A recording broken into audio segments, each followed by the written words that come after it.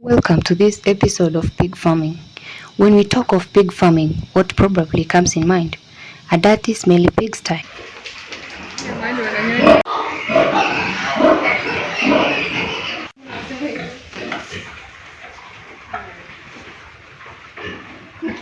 Well, in Kese's area, things are different. We get to meet a pig farmer by the name Evans Kipchumba.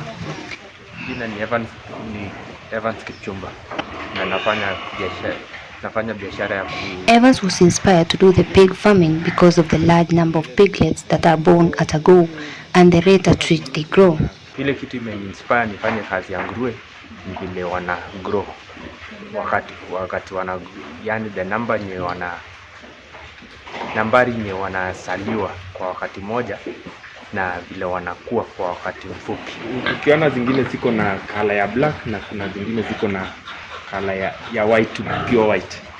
So hii ni kwa sababu ya mchanganyiko ya ndume inaitwa duro na wengine. Hii white nyingine ni large white. So wakati inapatikana ile tunafanya ile breeding, hawa wanaanza kupatikana ile kala ya kwanza kabla haijapatikana wajaanza baada ya hii duro hii black and white sasa itakuja ile inaitwa pure. Sasa itaanza kuwa the next level. Sasa itakuwa imekuwa kwa stage nyingine, sio hiyo ndio inafanya hiyo kupata hiyo kala ya white and black. He keeps the large white pig breed in his farm and he sells them for pork.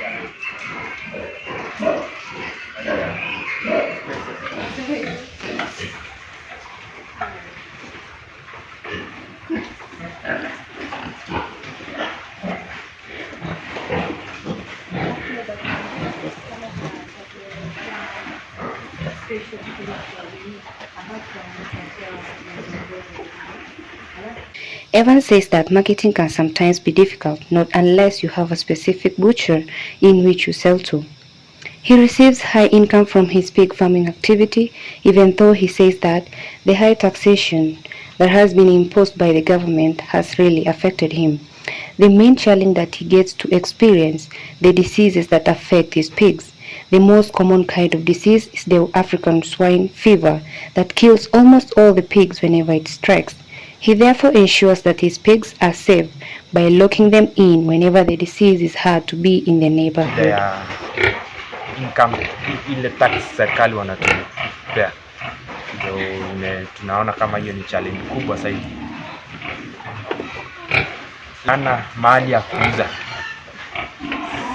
sijaona sababu yake aanze kufanya biashara ya nguruwe, sababu hatapata chochote, hatapata kitu kidogo sana. So mauzo pia mali ya kuuza ndio inachangia sana.